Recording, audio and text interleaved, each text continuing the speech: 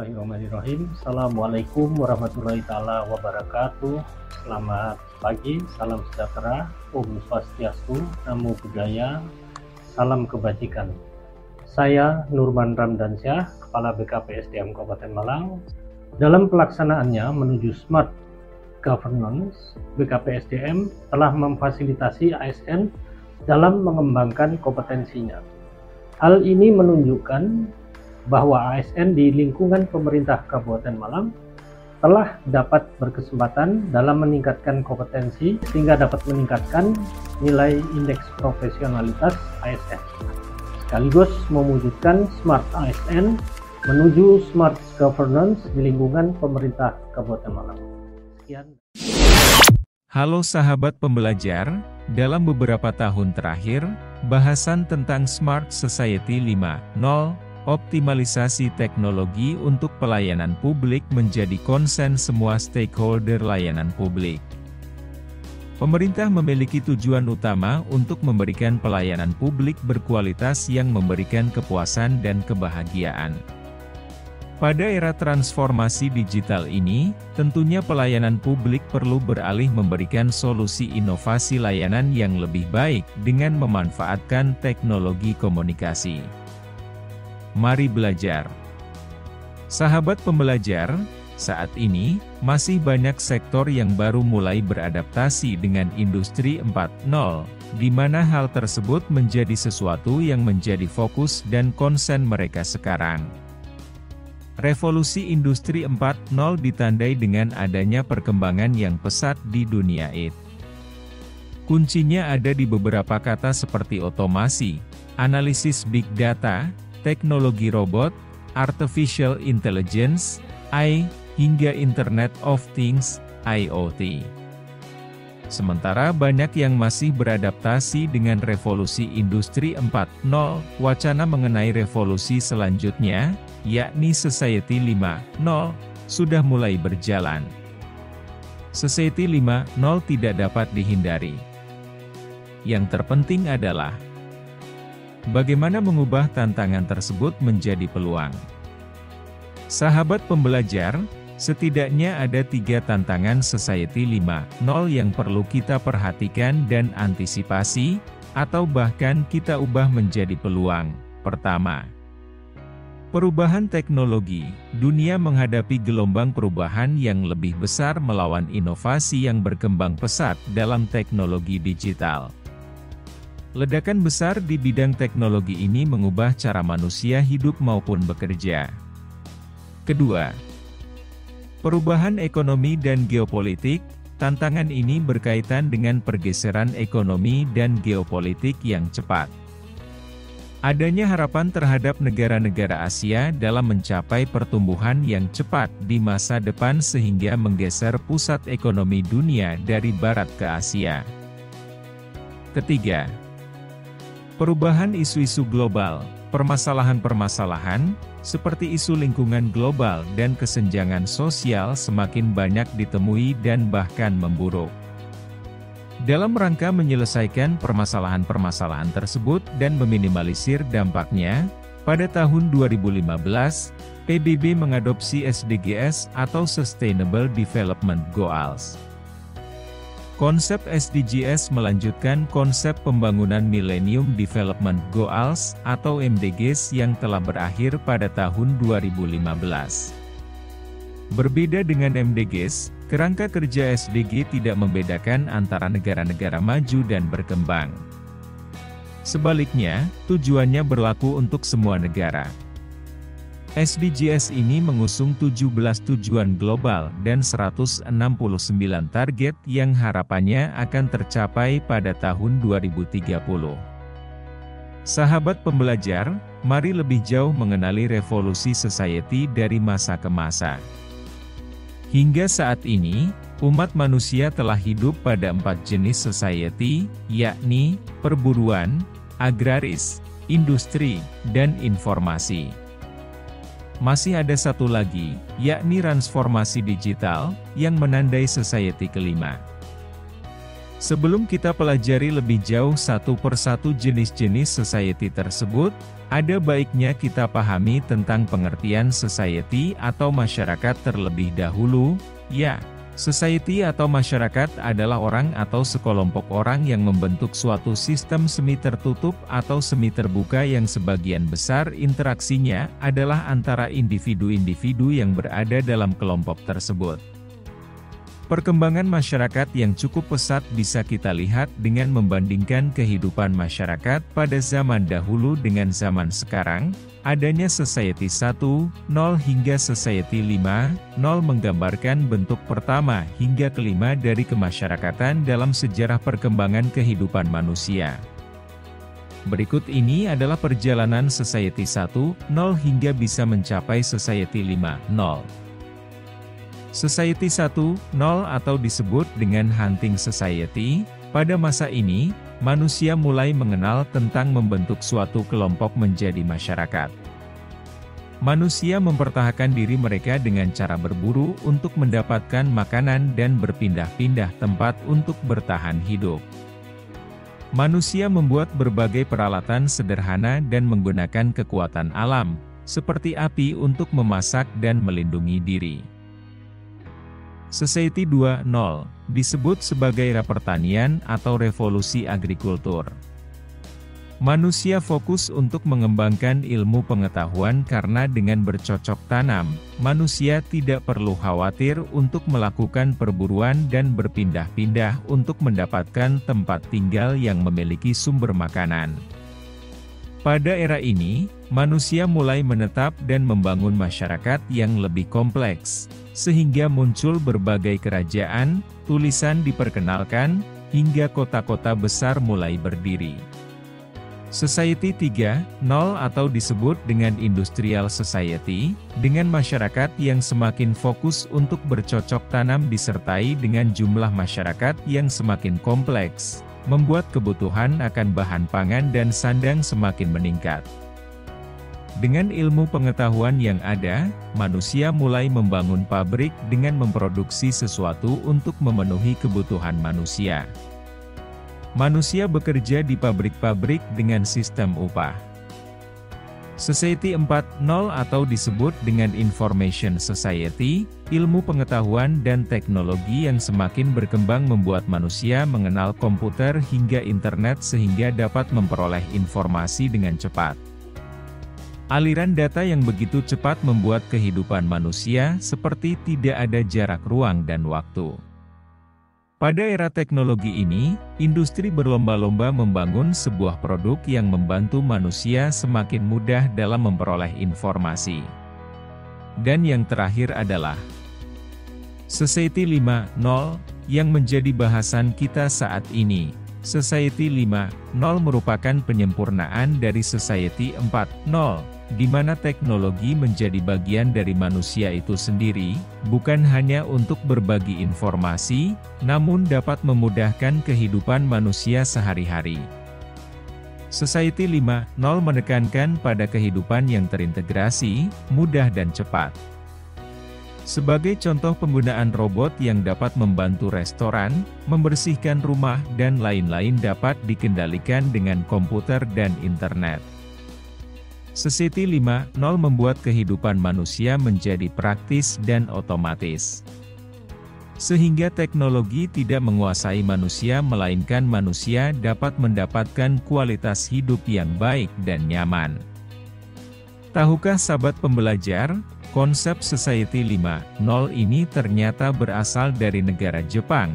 Konsep Society 5.0 sudah dirancang dan disusun dalam Rencana Dasar Sains dan Teknologi kelima oleh Dewan Sains, Teknologi dan Inovasi, dan telah disetujui oleh keputusan Dewan Kabinet Pemerintah Jepang pada Januari 2016. Society 5.0 diusulkan sebagai masyarakat masa depan yang harus dicita-citakan oleh Jepang. Sahabat pembelajar, dalam pertemuan tahunan Forum Ekonomi Dunia 2019 di Davos, Swiss, tepatnya tanggal 23 Januari 2019, Perdana Menteri Jepang Shinzo Abe menjelaskan visi baru Jepang, yakni Super Smart Society atau Society 5.0 yang mengedepankan human-centered dan technology-based. Society 5.0, menurut kantor kabinet Jepang, didefinisikan sebagai sebuah masyarakat yang berpusat pada manusia yang menyeimbangkan kemajuan ekonomi dengan penyelesaian masalah sosial melalui sistem yang sangat mengintegrasikan ruang maya dan ruang fisik. AB menjelaskan, pada Society 5.0, itu bukan lagi modal, tetapi data yang menghubungkan dan menggerakkan segalanya, membantu mengisi kesenjangan antara yang kaya dan yang kurang beruntung. Layanan kedokteran dan pendidikan, dari tingkat dasar hingga perguruan tinggi, akan mencapai desa-desa kecil di wilayah sub-Sahara. AB pun melanjutkan, tugas kita jelas. Kita harus membuat data sebagai penghambat kesenjangan yang besar. Sementara itu, adalah Profesor Harayama Yuko, bersama-sama teman peneliti lainnya, yakni Sasajima, Takayanagi, dan Kanamaru, yang mengungkapkan konsep era baru ini pada Annual Conference of the Society of Instrument and Control Engineers of Japan, SAIS, pada tahun 2017. Haramaya menyampaikan, Society 5.0 adalah inisiatif yang menggabungkan ruang fisik, dunia nyata, dan dunia maya dengan memanfaatkan teknologi informasi dan komunikasi, TIK, secara maksimal, di mana kami mengusulkan bentuk ideal. Masyarakat kami, masyarakat super cerdas. Haramaya melanjutkan, Society 5.0 adalah society yang berpusat pada manusia dengan menyeimbangkan kemajuan teknologi dan ekonomi untuk memecahkan masalah masyarakat dengan sistem data AI yang sangat cerdas. Oleh karenanya, tujuan era Super Smart Society ini adalah untuk menciptakan nilai-nilai baru dengan mengkolaborasikan dan bekerja sama dengan berbagai macam sistem, informasi dan teknologi yang berkembang pesat, dan juga mampu meningkatkan modal atau kualitas sumber daya manusia yang dibutuhkan alias human capital. Mari kita simak tayangan video berikut ini yang memberikan gambaran kepada kita tentang salah satu keberhasilan pemanfaatan teknologi dalam konsep Society 5.0 di industri pertanian Jepang.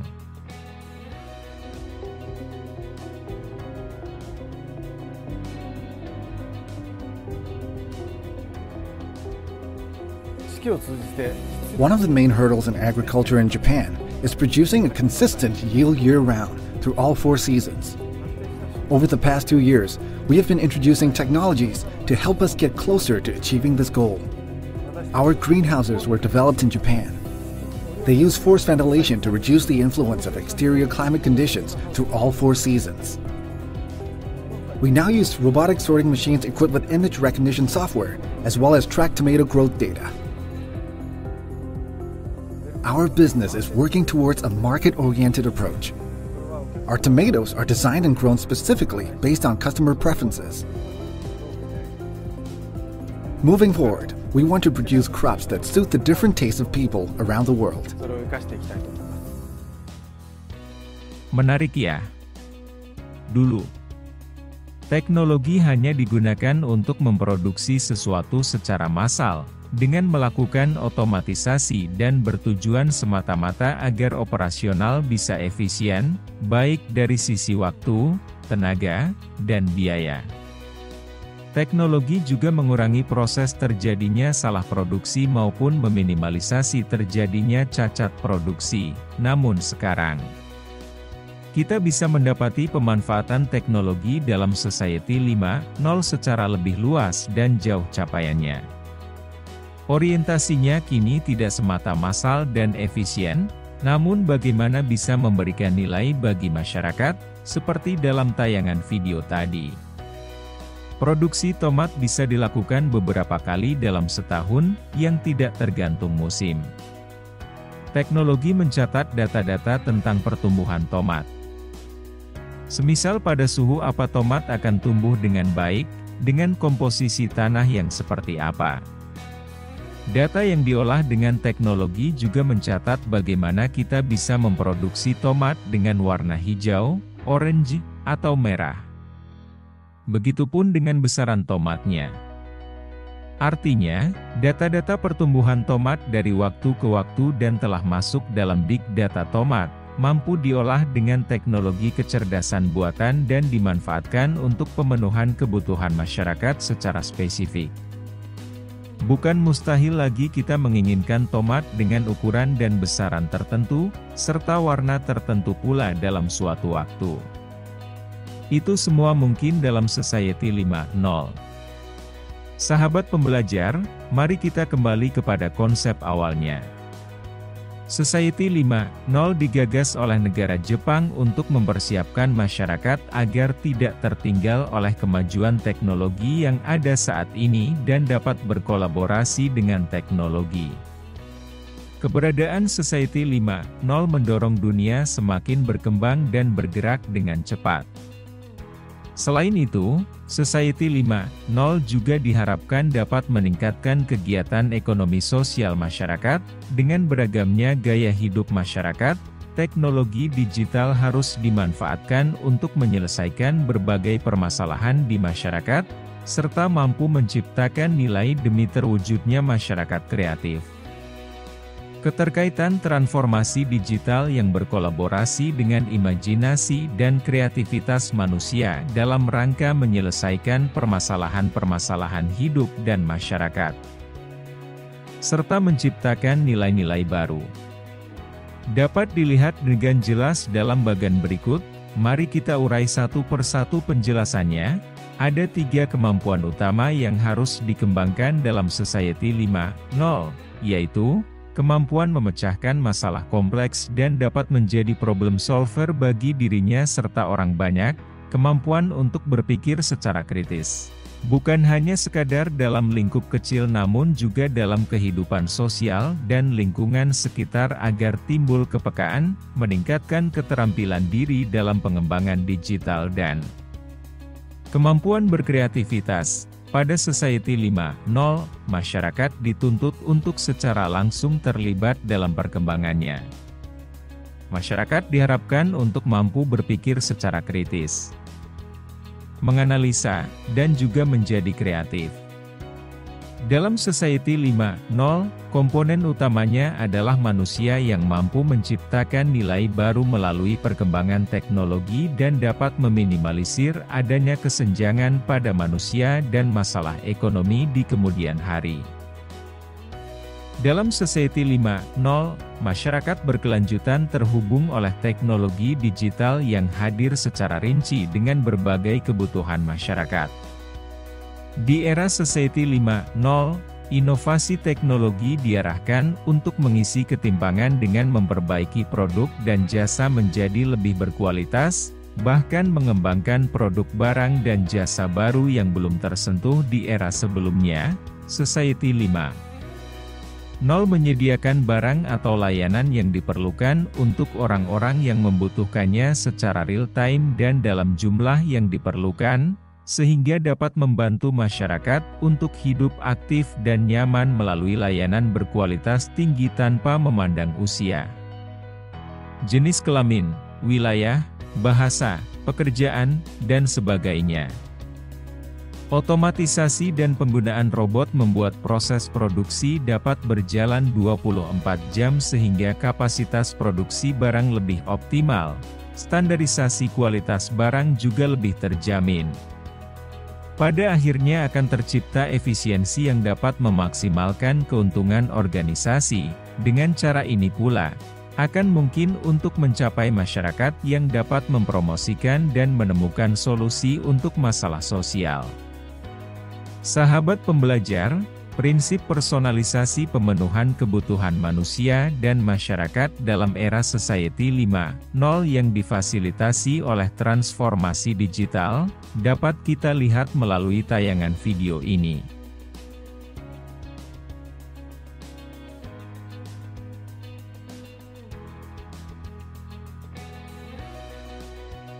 I'm sorry, Mr. Baker, but you've developed a severe gluten intolerance.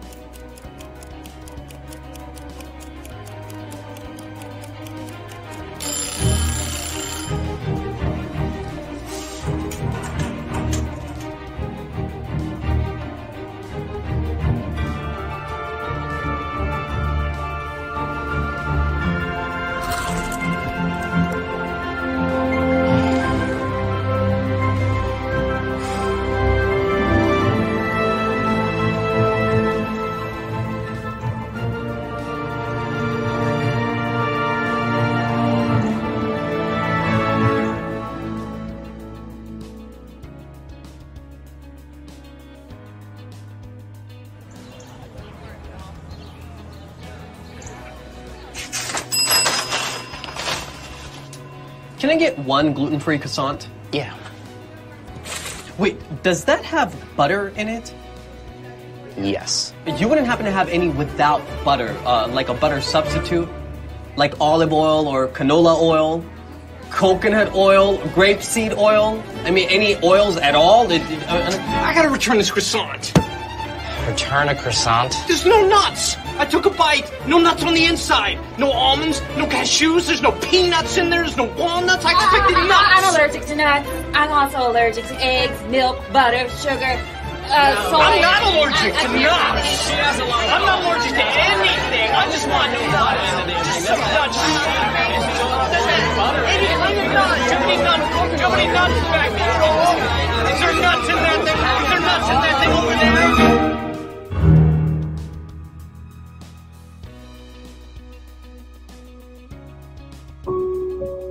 Every year, thousands of people are diagnosed with a gluten intolerance. Where will they go when they need custom-made croissants? Hi, I'm Joseph from Joseph's Gluten-Free Bakery. When I was diagnosed with a gluten intolerance, I thought my life was over. But after seeing just how many people want custom-made gluten-free croissants, I seized the opportunity to cook up the Croissant Creator app. The Croissant Creator app. With over 3 billion combinations, the Croissant Creator app allows you to build your croissant any way you like it and have it delivered fresh to your door. Or come on down to the store and ask for Joseph. I'll make it for you myself. You will make it yourself. Joseph.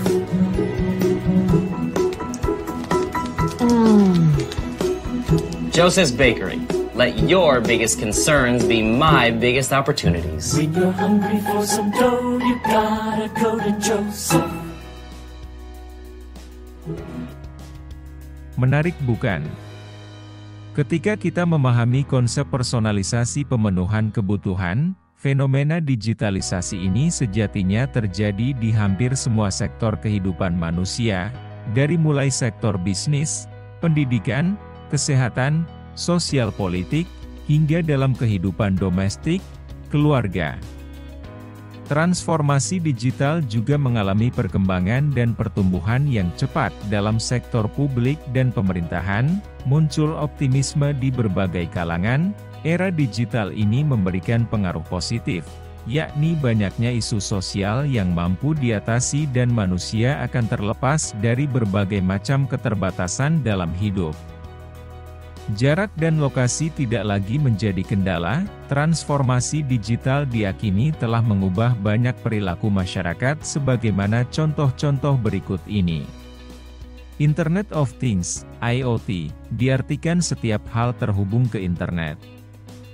IoT terinspirasi dari sifat manusia yang senang bersosialisasi, ingin tahu banyak hal, senantiasa mendapatkan informasi terkini, dan memantau segala sesuatu dalam kehidupannya, maka beberapa terapan IoT dalam kehidupan sehari-hari dan sektor publik, di antaranya, kamera CCTV online.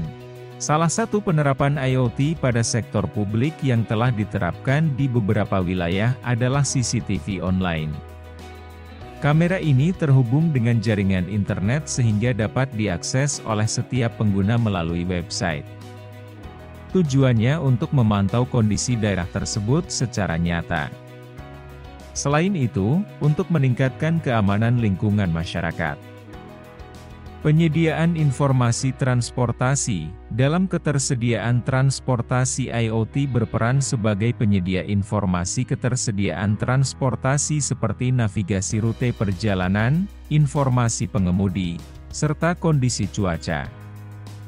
Hal ini berguna untuk mempermudah masyarakat untuk mengetahui transportasi yang dapat mereka gunakan. AWLR, Automatic Water Level Recorder. Pemerintah DKI Jakarta telah menggunakan IoT untuk memonitor ketinggian permukaan air sungai di daerah Jakarta.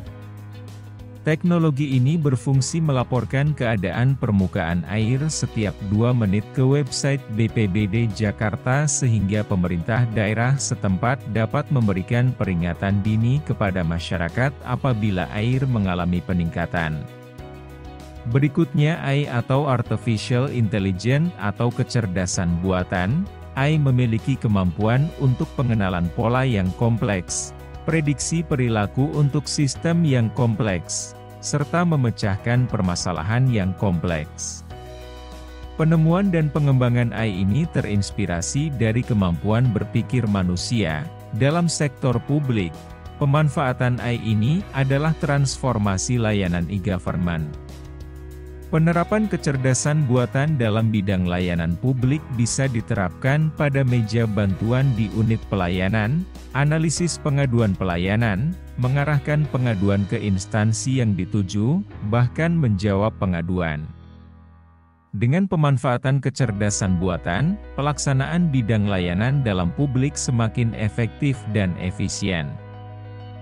Di bidang ketahanan pangan, pemanfaatan AI dapat dilakukan pada image satellite untuk mengidentifikasi daerah mana yang mendapatkan akses listrik dan daerah mana yang belum mendapatkannya.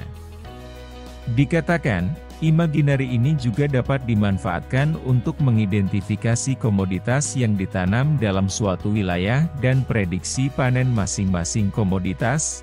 Pemanfaatan AI atau kecerdasan buatan di bidang lain, seperti perpajakan, adalah untuk mendeteksi potensi kecurangan pajak. Pada bidang kesehatan, AI bisa digunakan untuk mendeteksi penyakit. Sedangkan pada bidang transportasi, kecerdasan buatan bisa diterapkan untuk mengatur alur lalu lintas. Lalu, di bidang pariwisata, AI digunakan untuk memprediksi jumlah wisatawan dan dampak ekonomi. Berikutnya adalah robotics. AI mengerahkan kemampuan tidak hanya di dunia maya, namun juga di dunia fisik melalui robotics. Penemuan dan pengembangan robotics ini mengadopsi kemampuan manusia dalam hal pergerakan. Di Indonesia pun, RS Pertamina Jaya, RSPJ, menggunakan 2 robot untuk membantu pelayanan pasien sejak merebaknya COVID-19. Penggunaan robot seakan menjadi solusi di tengah terbatasnya sumber daya manusia dan upaya meminimalisasi paparan virus. Universitas Diponegoro, Undip, Semarang juga mengambil langkah serupa, menciptakan robot untuk membantu tenaga medis dalam merawat pasien COVID-19. Fungsi robot tersebut untuk mengantar obat, makanan dan keperluan lainnya ke pasien, termasuk membantu komunikasi antara pasien dan perawat. Di tingkat struktural pelayanan kesehatan, Kementerian Kesehatan Republik Indonesia juga menerapkan operasi bedah robotik jarak jauh atau robotik telesurgery. Teknologi itu diklaim dapat memberikan pelayanan kesehatan yang merata di seluruh wilayah Indonesia. Selanjutnya, teknologi sensor. Teknologi sensor merupakan perangkat yang digunakan untuk mendeteksi perubahan besar fisik, seperti tekanan, gaya, gerakan, dan lain sebagainya. Penemuan dan pengembangan teknologi sensor ini mengadopsi kemampuan manusia dalam merasakan atau sensing. Dalam sektor publik, pemanfaatan teknologi sensor ini diantaranya sebagai berikut: sensor sentuh pada lift untuk menghindari COVID, sensor global positioning satellite pada truk sampah. Pemerintah DKI Jakarta menggunakan sensor GPS untuk memantau lokasi truk pengangkut sampah, tujuannya untuk memanajemen rute pengangkutan sampah agar lebih efisien dan terdata. Public Transportation Management. Penggunaan teknologi sensor pada bus di Seoul merupakan contoh bagaimana teknologi ini dapat digunakan untuk pengaturan transportasi publik. Sensor yang dipasang di setiap bus dan halte akan mengirim data mengenai jumlah penumpang dan lokasi kendaraan tersebut. Data ini kemudian akan disampaikan secara real-time melalui aplikasi yang dimiliki penumpang maupun panel di setiap halte. Dengan demikian, kepuasan penumpang saat menggunakan transportasi publik pun meningkat. Pada akhirnya harapannya adalah semakin banyak orang yang menggunakan transportasi publik sehingga kemacetan berkurang. Pada tahun 2016, Keidanren menerbitkan deklarasi menuju realisasi ekonomi dan masyarakat baru, revolusi ekonomi dan masyarakat yang menetapkan Society 5.0 sebagai visi baru untuk pembangunan keberlanjutan dan kehidupan masyarakat yang lebih bertanggung jawab, dalam laporan terbarunya yang dikeluarkan pada November 2018. Keidanren atau Federasi Bisnis Jepang mendefinisikan ulang konsep Society 5.0 sebagai masyarakat imajinasi. Dalam hal ini, setiap orang diharapkan dapat melatih imajinasi mereka untuk mengidentifikasi berbagai kebutuhan dan tantangan yang ada serta skenario untuk menyelesaikannya secara kreatif melalui pemanfaatan teknologi dan data digital. Jadi, konsep Society 5.0 ini adalah jalan tengah atau penggabungan antara transformasi digital dengan imajinasi dan kreativitas manusia untuk menghasilkan pemecahan masalah dan penciptaan nilai yang membawa dunia ini ke arah pembangunan yang berkelanjutan. Dalam mengembangkan proses berpikir yang kreatif dan imajinatif, maka kita harus memenuhi elemen-elemennya, yakni, pertama, manusia, kedua, sistem berpikir, dan ketiga, rumah. Mari kita bahas satu persatu. Manusia menjadi elemen pertama dan sekaligus menempati porsi sangat penting dalam berpikir kreatif dan imajinatif. Pada titik yang paling krusial, manusia harus membangun mindset.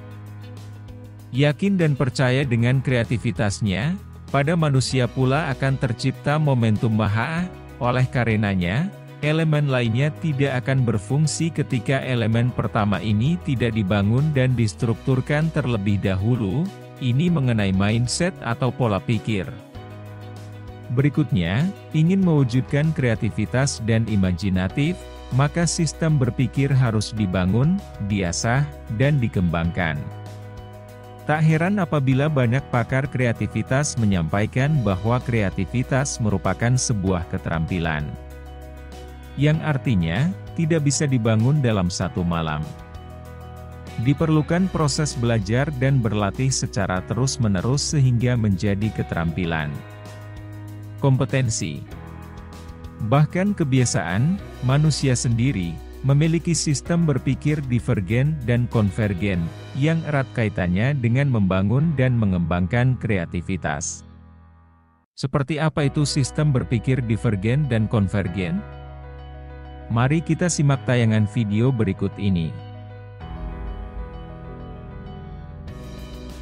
Imagine you have a problem that you need to solve, and you're looking for innovative solutions. In this moment, there's a good chance you'll choose one of two cognitive approaches. In 1956, the psychologist J.P. Guilford coined the terms convergent thinking and divergent thinking to describe these two contrasting approaches. Convergent thinking is linear and systematic, while divergent thinking is more web-like, focusing on the connections between ideas. Convergent thinking narrows down multiple ideas into a single solution. On the other hand, divergent thinking expands outward by generating multiple ideas, often thinking like a hacker and using materials in original ways. Here you treat barriers as design opportunities. Convergent thinking tends to be more focused, while divergent thinking is more flexible and iterative. Convergent thinking is analytical and focused on what's best. By contrast, divergent thinking is more open-ended, and participants are encouraged here to take creative risks, even if some of the ideas might not work. Convergent thinking asks why. Divergent thinking asks why not. Now, it may seem like these two approaches are competitive, but they actually go hand in hand.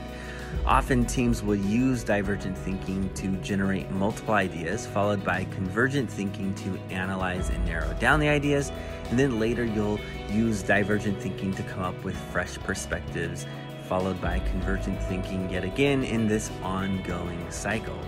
Both are necessary.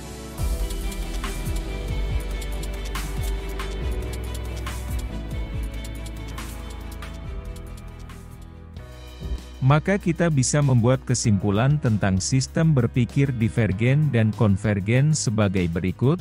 Sistem berpikir divergen atau lateral atau disebut juga berpikir pendek. Ini adalah kemampuan individu untuk mencari berbagai alternatif jawaban terhadap suatu persoalan. Berpikir divergen seringkali melibatkan pertimbangan dari beberapa arah, alternatif, atau sumber informasi yang berbeda.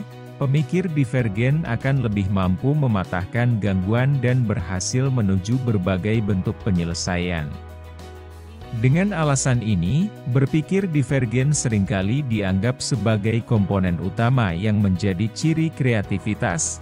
Berpikir kreatif bekerja dengan mengeksplorasi berbagai pilihan untuk mendapatkan solusi yang tidak biasa. Bukan hanya menerima solusi umum yang tampaknya paling potensial. Pilihan yang mungkin muncul bisa jadi belum pernah ada sebelumnya, atau dipandang aneh, namun dengan berpikir lateral, akan memunculkan hal-hal baru yang bersifat inovatif, sehingga pilihannya akan lebih luas.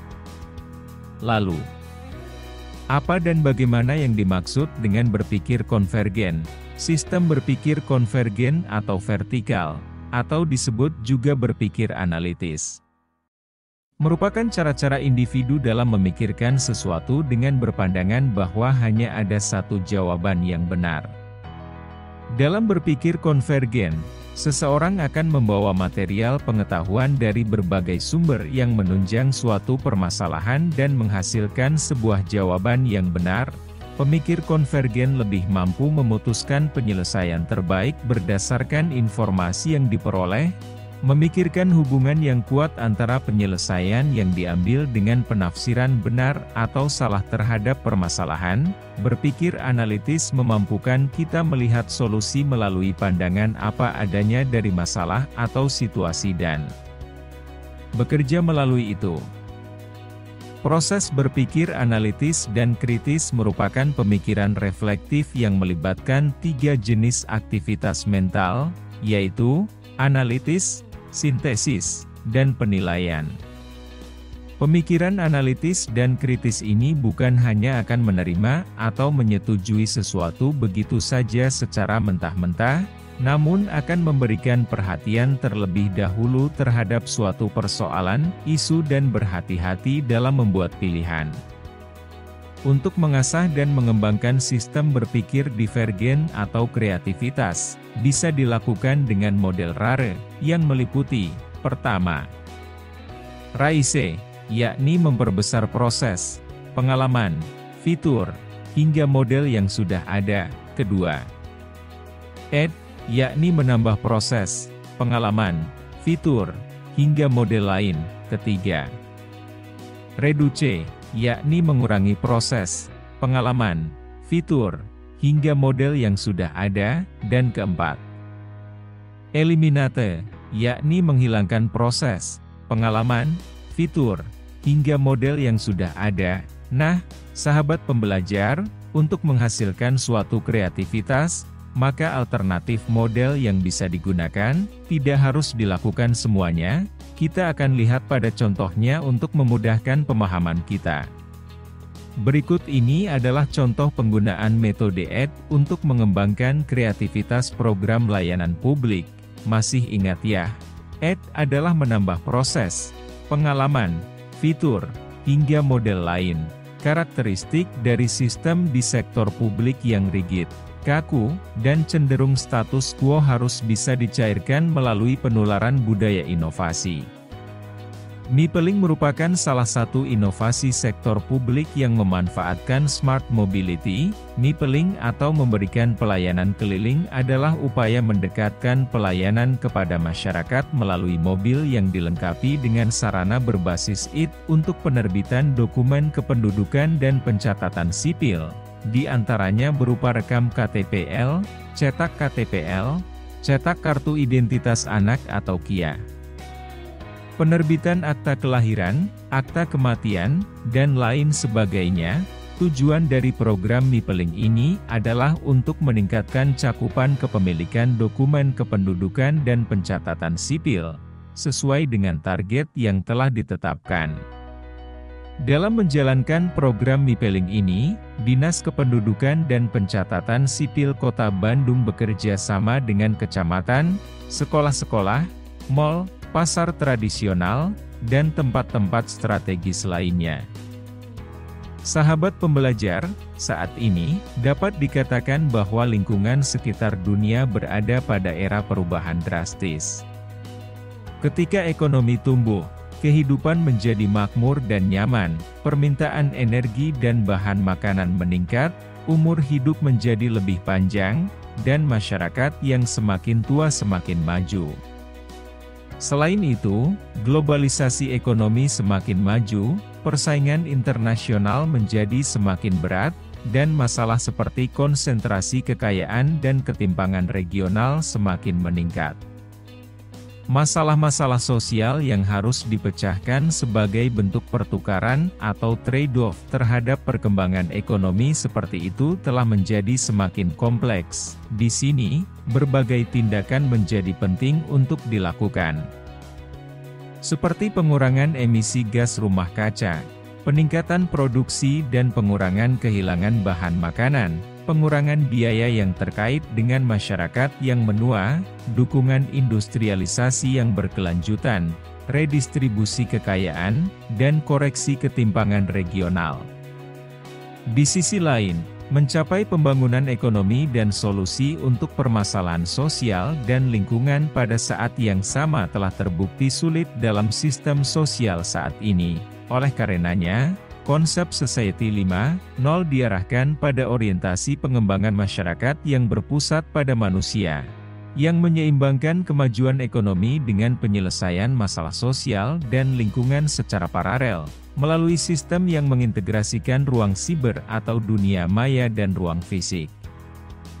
Maka, di sini kata kuncinya adalah problem solving. Kembali pada sistem berpikir manusia. Problem solving atau penyelesaian masalah akan sangat terkait dengan berpikir konvergen yang bersifat analitis. Dalam proses berpikir vertikal ini, manusia membuat prioritas dari alternatif solusi permasalahan yang ada dan kemudian melakukan validasi. Tahapan ini tentunya penting dalam pengambilan keputusan manusia untuk menghasilkan dampak positif paling besar dan resiko paling kecil dalam penyelesaian masalah. Untuk pengambilan keputusan, kita bisa menggunakan matriks dampak usaha.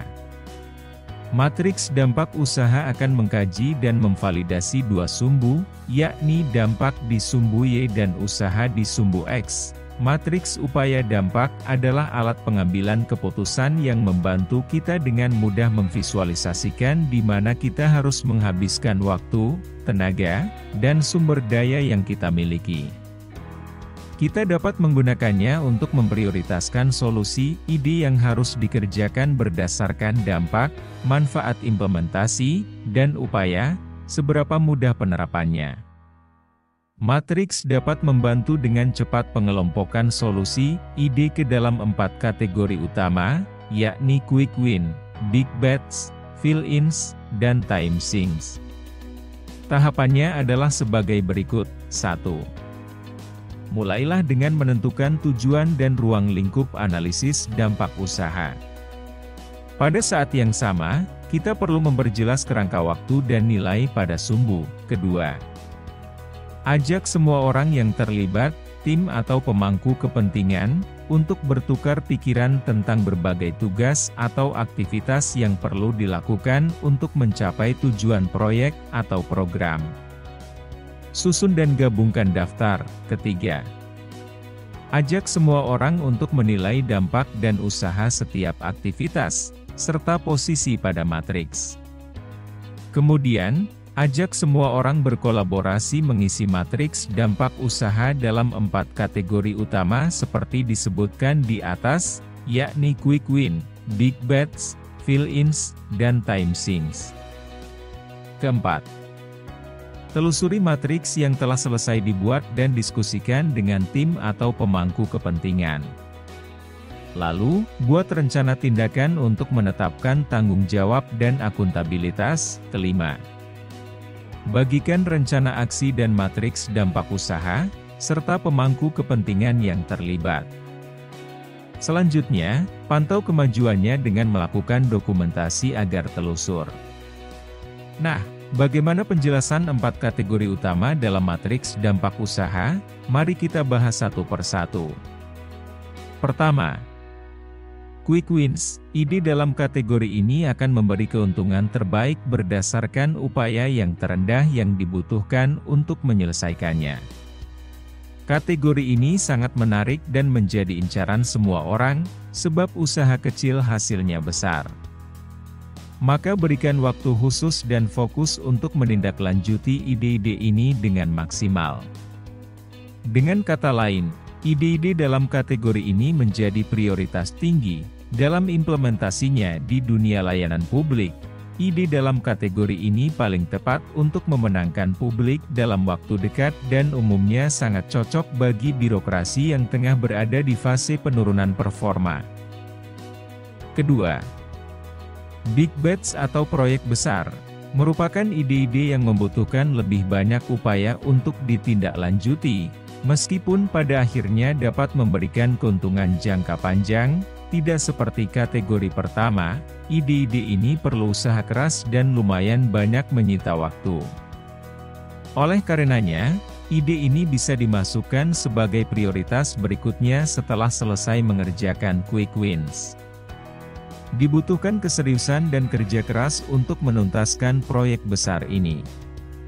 Namun kita juga perlu berhati-hati dengan menetapkan kerangka waktu yang jelas agar tidak sampai kehilangan waktu. Ide dalam kategori ini paling tepat untuk mengambil momentum dan memenangkan publik di masa mendatang. Umumnya, sangat cocok bagi birokrasi yang berada di fase peningkatan performa. Ketiga, fill-ins merupakan ide-ide yang masuk dalam kategori tidak membutuhkan banyak usaha dan juga tidak memberikan banyak nilai. Ide-ide ini dapat dipertimbangkan untuk dilakukan kelak, yakni di saat kita memiliki kecukupan atau banyak waktu luang. Oleh karenanya, ide-ide ini sebaiknya ditindaklanjuti setelah kategori pertama dan kedua tuntas. Dalam teknis implementasinya, ide-ide ini bisa diadopsi jika birokrasi sekedar ingin menciptakan sesuatu yang berbeda. Dan terakhir, time sink merupakan ide-ide yang membutuhkan banyak waktu dan usaha yang besar untuk ditindaklanjuti, namun hanya memberikan manfaat yang minimal, atau dengan kata lain, ide-ide ini membutuhkan usaha yang berat dan tidak sebanding dengan hasilnya yang kecil.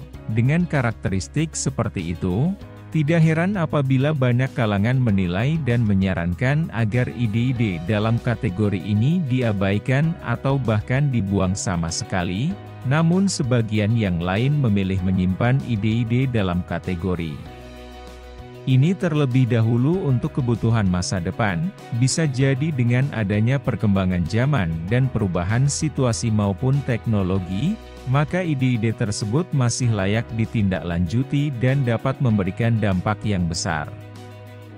Berikut ini adalah manfaat yang kita diperoleh dengan menggunakan matriks dampak usaha. Pertama, berkaitan dengan prioritas tugas.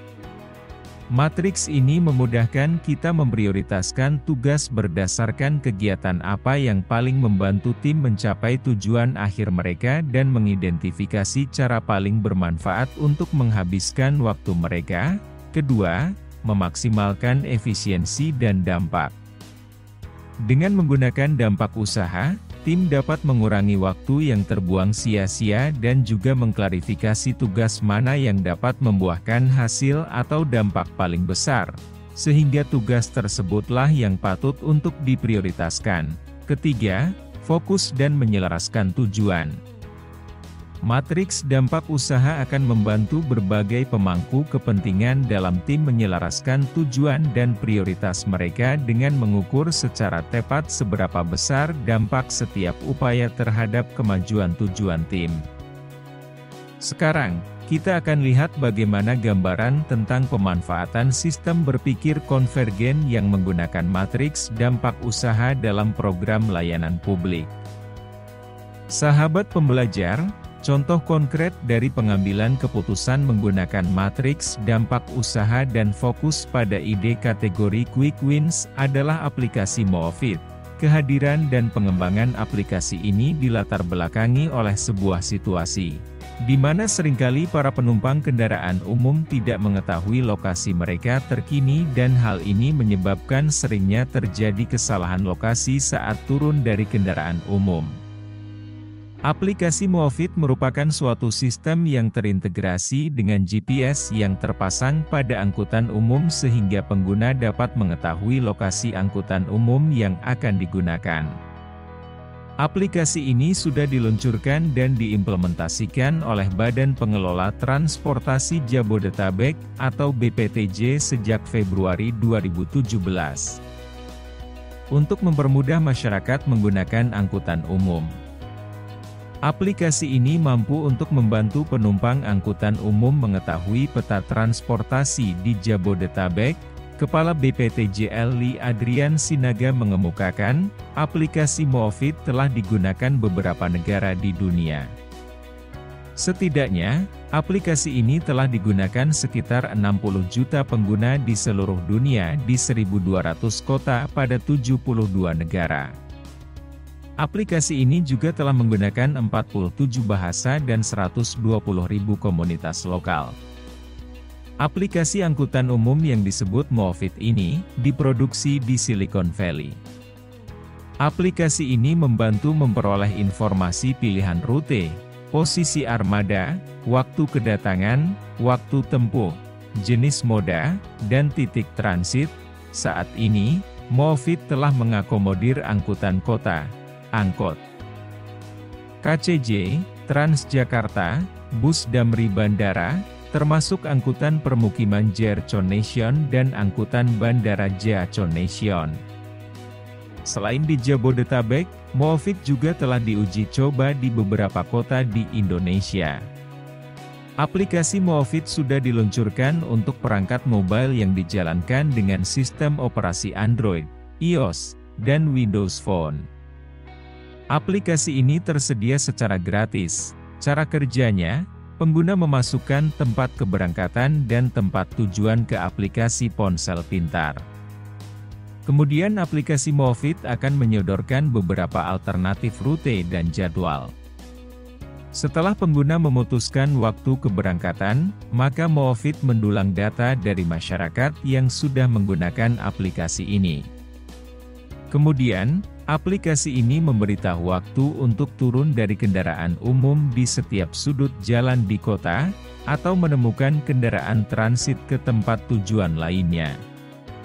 Aplikasi ini memiliki beberapa fitur, antara lain Live Directions yang akan memandu pengguna naik transportasi umum secara detail langkah demi langkah. Get Off Alert mengingatkan pengguna untuk turun di tujuan yang telah ditentukan. Kemudian fitur Nearby Stations yang memudahkan pengguna untuk melihat halte atau stasiun terdekat dan melihat waktu kedatangan bus atau kereta. Fitur Lanes, di mana pengguna bisa memasukkan rute favorit dan melihat rute transportasi umum yang ada di kota tersebut. Selain itu, pengguna juga dapat memanfaatkan aplikasi terintegrasi ini untuk melaporkan jika ada kejadian di lokasi melalui fitur Reports. Fitur ini akan menjadi pedoman bagi pengguna lain untuk mengetahui kejadian yang mungkin terjadi di jalan raya. Pengguna juga bisa melaporkan tentang kepadatan penumpang di dalam angkutan, tingkat kebersihan, temperatur, perilaku pengemudi dan lain-lain. Sahabat pembelajar bisa menyaksikan cara bekerja aplikasi Moofit yang telah diimplementasikan di BPTJ berikut ini.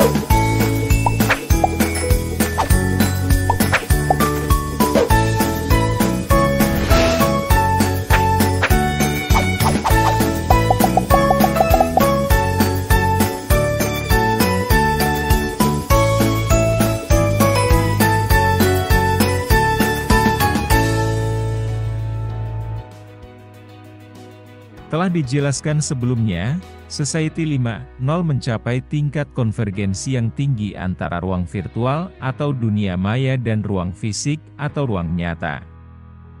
Dalam masyarakat informasi masa lalu, yakni Society 4.0, orang akan mengakses layanan database di dunia maya melalui internet dan mencari, mengambil, dan menganalisis informasi atau data.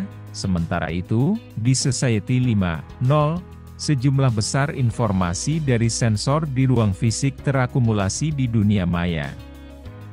Di dunia maya, data besar ini dianalisis oleh kecerdasan buatan atau artificial intelligence, dan hasil analisisnya diumpankan kembali ke manusia dalam ruang fisik dalam berbagai bentuk. Di masyarakat informasi masa lalu, praktik umum adalah mengumpulkan informasi melalui jaringan dan menganalisisnya oleh manusia. Namun, dalam Society 5.0, orang, benda, dan sistem semuanya terhubung di dunia maya dan hasil optimal yang diperoleh oleh AI melebihi kemampuan manusia diberi feedback ke ruang fisik. Proses ini membawa nilai baru bagi industri dan masyarakat dengan cara yang sebelumnya tidak mungkin. Inilah yang disebut dengan penciptaan nilai dalam Society 5.0. Dibandingkan dengan Society 4.0, Society 5.0 ditandai dengan pemecahan masalah, penciptaan nilai, keragaman, desentralisasi, ketahanan, keberlanjutan, serta keharmonisan lingkungan. Berikut ini beberapa penjelasan tentang perbandingan nilai-nilai Society 4.0 dan Society 5.0. Aspek pemecahan masalah. Society 4.0 fokus pada penggunaan teknologi informasi dan komunikasi (TIC) untuk mengatasi tantangan global dan lokal. Pemanfaatan big data, kecerdasan buatan, dan teknologi terkait lainnya untuk meningkatkan efisiensi dan efektivitas pemecahan masalah. Society 5.0 lebih menekankan integrasi teknologi dengan kecerdasan manusia. Pemecahan masalah tidak hanya bersifat teknologi terpusat, tetapi juga melibatkan peran aktif masyarakat dan kebijakan yang mendukung kolaborasi lintas sektor. Aspek penciptaan nilai. Society 4.0, nilai cenderung diciptakan melalui ekonomi berbasis pengetahuan dan inovasi teknologi. Peningkatan produktivitas dan efisiensi operasional menjadi fokus utama. Society 5.0, penciptaan nilai diperluas untuk mencakup aspek sosial dan lingkungan. Pemikiran jangka panjang mengenai dampak sosial dan ekologis dari inovasi menjadi lebih signifikan. Aspek keragaman. Society 4.0 memunculkan ketidaksetaraan dalam akses dan pemanfaatan teknologi.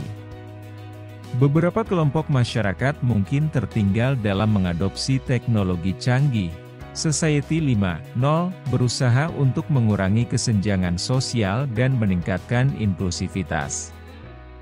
Teknologi diintegrasikan dengan memperhatikan keberagaman budaya dan kebutuhan berbagai kelompok masyarakat. Aspek desentralisasi. Society 4.0 cenderung memiliki struktur sentralisasi dalam pengambilan keputusan dan kontrol teknologi. Perusahaan dan pemerintah mungkin memiliki peran dominan. Society 5.0 mendorong desentralisasi keputusan dan kebijakan. Pemberdayaan masyarakat untuk berpartisipasi dalam proses pengambilan keputusan di tingkat lokal dan global. Aspek ketahanan. Society 4.0 lebih fokus pada ketahanan ekonomi dan teknologi.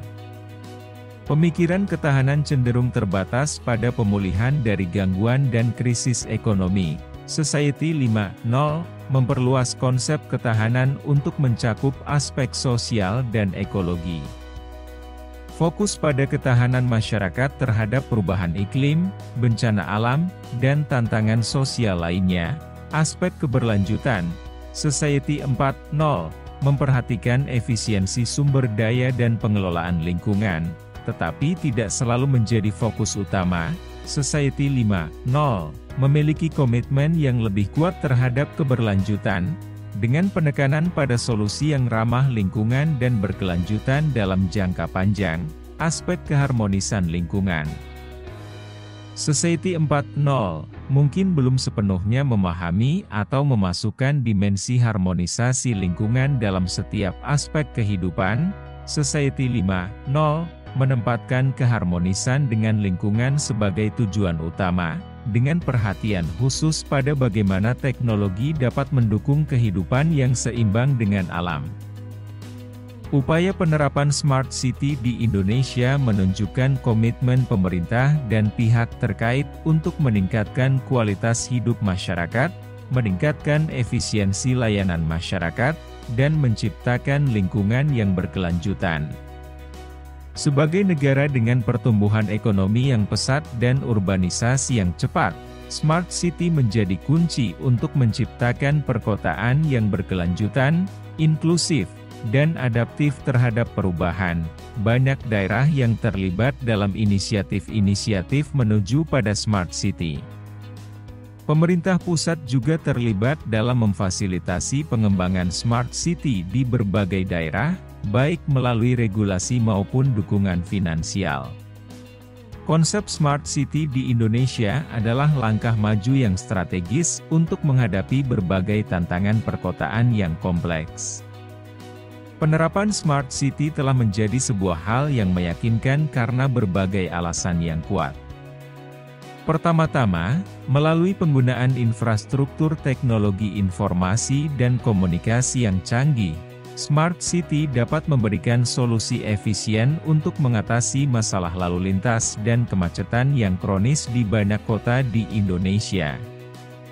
Dengan sistem transportasi cerdas yang terintegrasi, penduduk kota dapat dengan mudah mengakses informasi transportasi publik secara real-time dan menemukan rute tercepat untuk mencapai tujuan mereka. Dampak positif ini akan berdampak langsung pada kualitas hidup warga, karena mengurangi waktu perjalanan dan stres dalam mobilitas sehari-hari. Kedua, implementasi Smart City di Indonesia dapat berperan penting dalam pengelolaan energi dan lingkungan.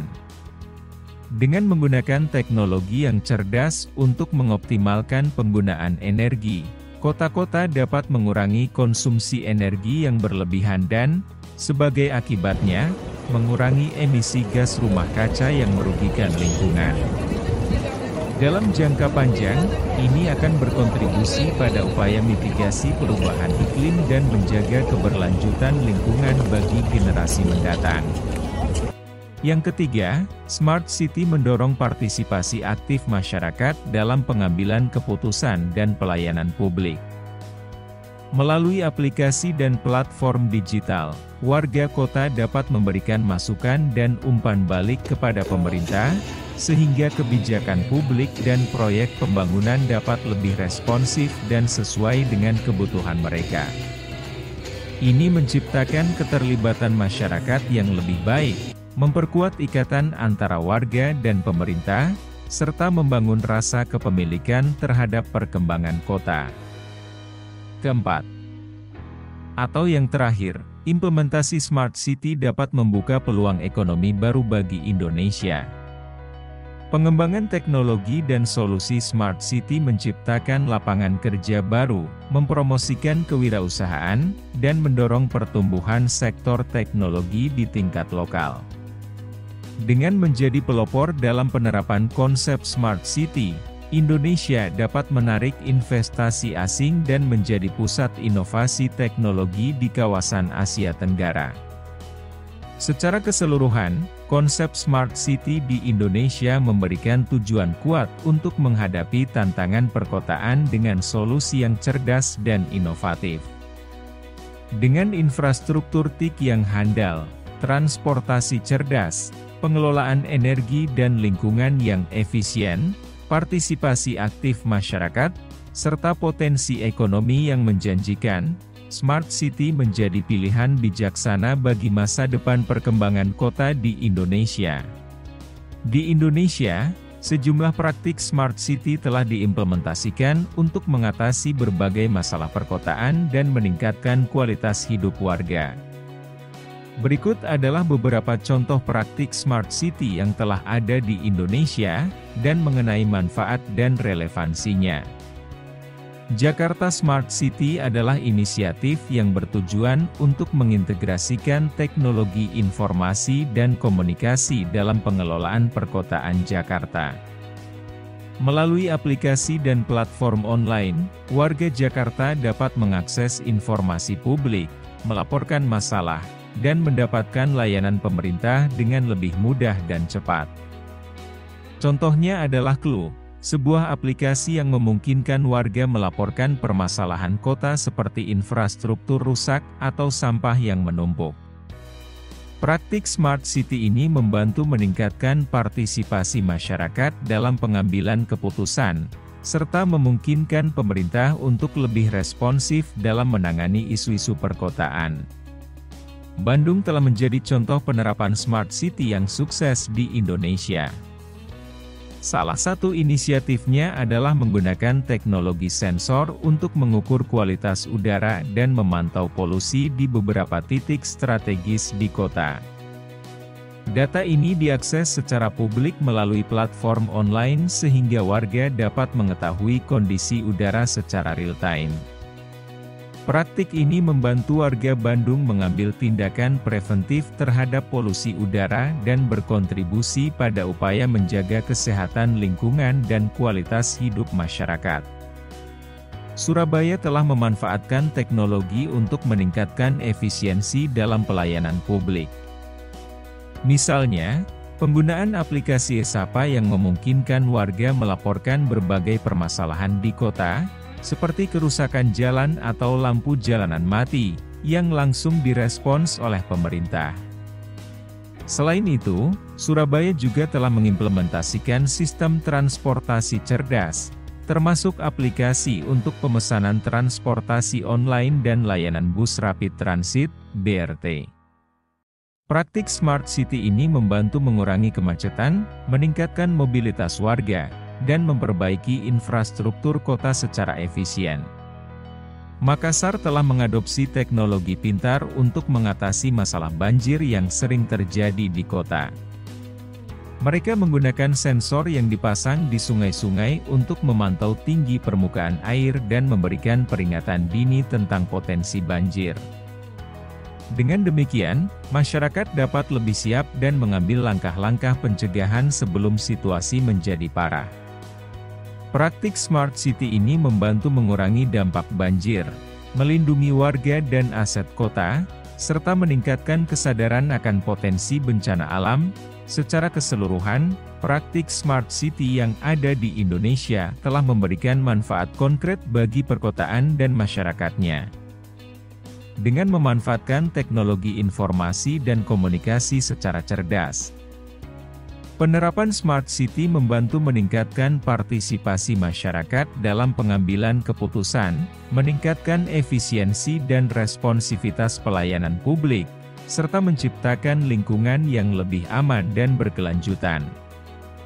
Praktik-praktik ini menjadi bukti bahwa konsep Smart City sangat relevan dan memberikan solusi konkret untuk menghadapi tantangan perkotaan yang semakin kompleks di Indonesia. Pemerintah Indonesia telah mengambil beberapa kebijakan yang bertujuan untuk mendorong dan memfasilitasi penerapan konsep Smart City di berbagai kota di Indonesia. Secara keseluruhan, kebijakan pemerintah dalam mendorong Smart City di Indonesia memiliki tujuan yang kuat dan relevan. Dengan menyediakan infrastruktur TIK yang memadai, menciptakan peraturan yang inklusif, mengadopsi program pelatihan dan pendidikan, mengalokasikan dana dan investasi, serta membangun kemitraan dan jaringan yang efektif, pemerintah menciptakan lingkungan yang kondusif untuk pengembangan Smart City yang sukses di Indonesia. Praktik Smart City yang terus berkembang di berbagai kota merupakan bukti nyata bahwa kebijakan pemerintah telah memberikan dorongan positif dalam mewujudkan perkotaan yang lebih pintar, berkelanjutan, dan inklusif bagi warga negaranya. Berikut adalah beberapa penjelasan mengenai pentingnya kebijakan ini. Pemerintah Indonesia telah mengambil langkah-langkah untuk meningkatkan infrastruktur teknologi informasi dan komunikasi, TIK, di berbagai kota. Untuk ini adalah bahwa infrastruktur TIK yang kuat menjadi dasar utama bagi pengembangan Smart City. Dengan menyediakan jaringan internet cepat dan aksesibilitas Wi-Fi di area publik, pemerintah menciptakan fondasi yang diperlukan untuk mengintegrasikan teknologi cerdas dalam berbagai sektor perkotaan. Pemerintah telah menerapkan kebijakan yang mendukung penggunaan teknologi cerdas dan berinovasi di sektor publik dan swasta. Alasan di balik kebijakan ini adalah untuk memberikan insentif bagi perusahaan dan organisasi untuk berpartisipasi dalam pembangunan Smart City. Selain itu, peraturan yang inklusif juga membuka pintu bagi kemitraan antara sektor publik dan swasta, memungkinkan kolaborasi yang lebih efektif dalam menghadapi berbagai masalah perkotaan.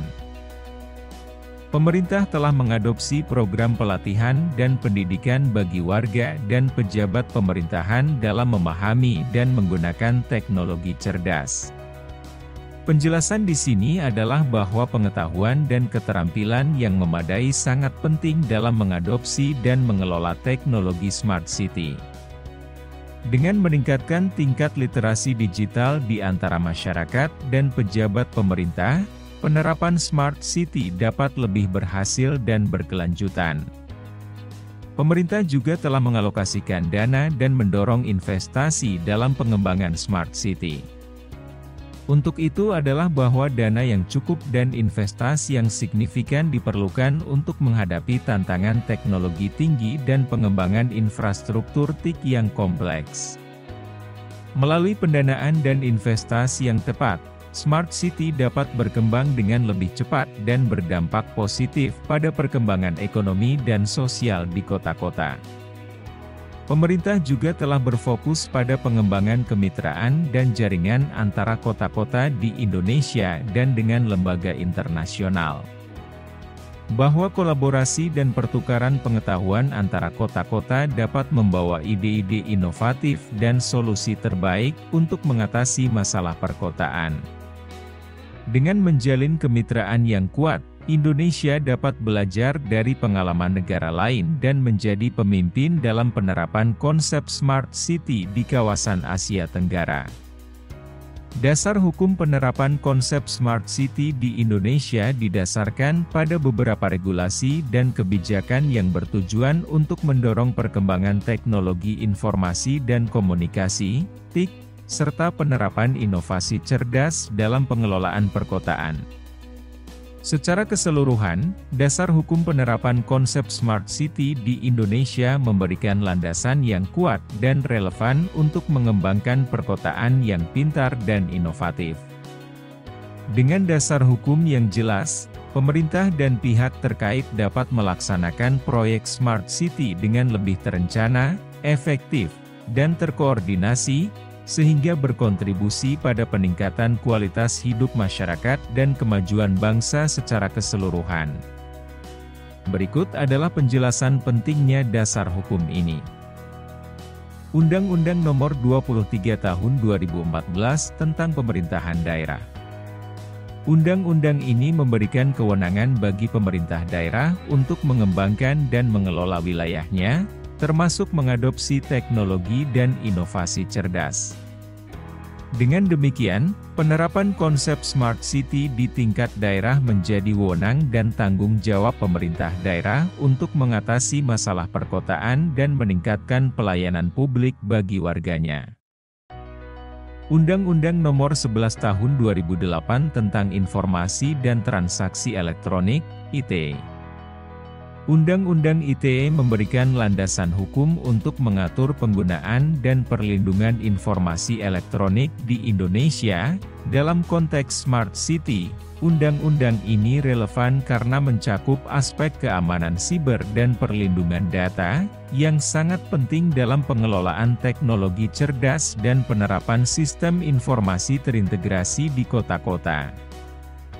Peraturan Menteri Komunikasi dan Informatika Nomor 3 Tahun 2018 tentang tata cara pelaksanaan penggunaan spektrum frekuensi radio untuk kebutuhan pelayanan Smart City. Peraturan ini mengatur penggunaan spektrum frekuensi radio untuk mendukung implementasi Smart City di Indonesia. Penetapan peraturan ini penting karena spektrum frekuensi radio digunakan dalam teknologi seperti jaringan 5G dan Internet of Things (IoT) yang menjadi tulang punggung dalam infrastruktur Smart City.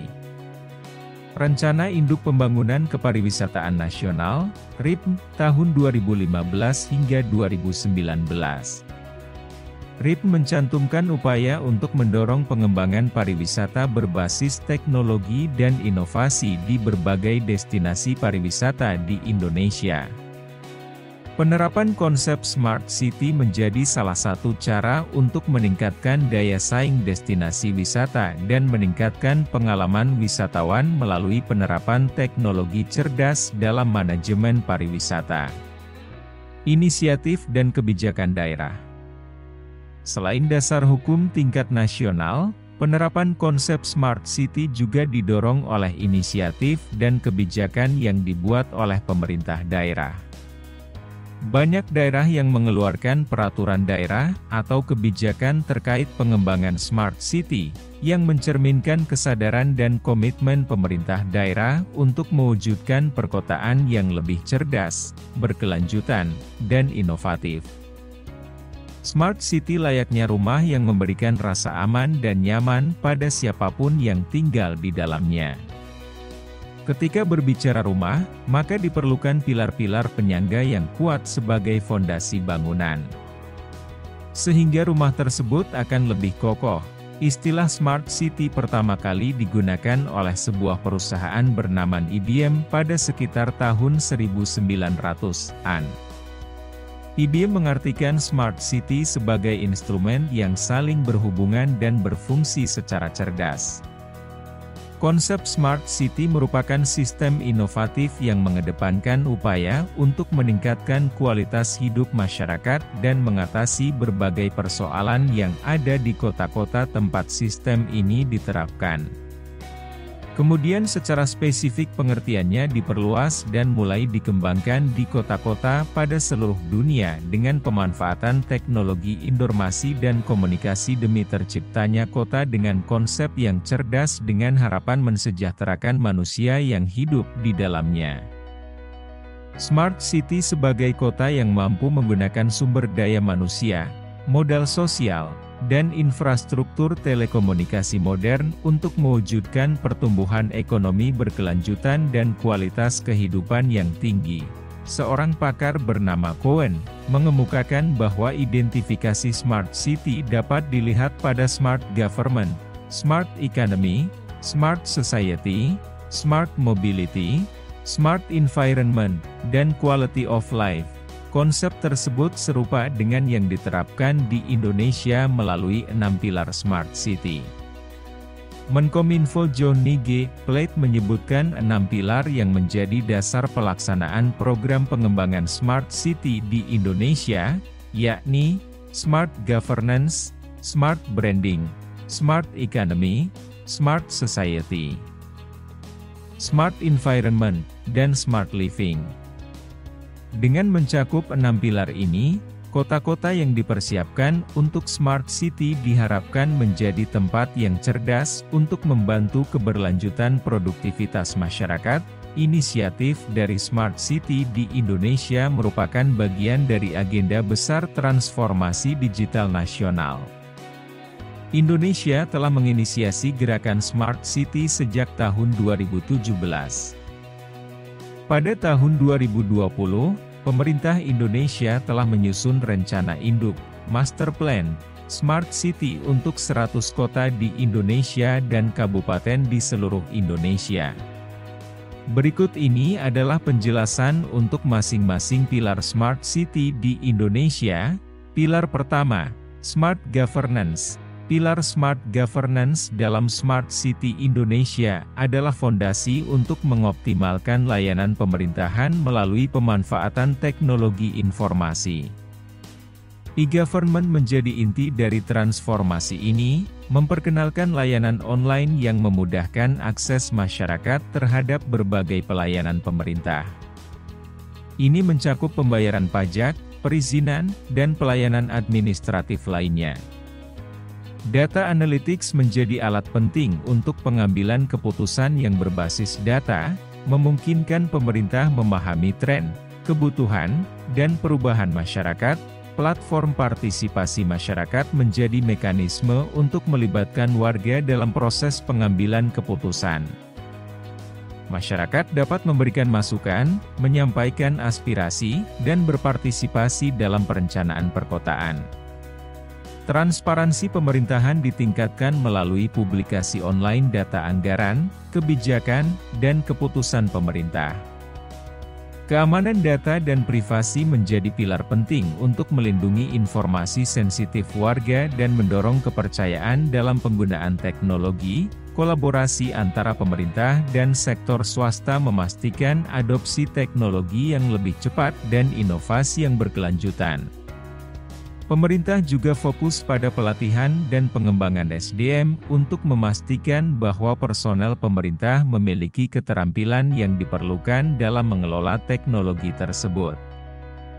Keseluruhan, Smart Governance di Indonesia bertujuan untuk menciptakan pemerintahan yang lebih efisien, responsif terhadap kebutuhan masyarakat, dan terbuka untuk partisipasi.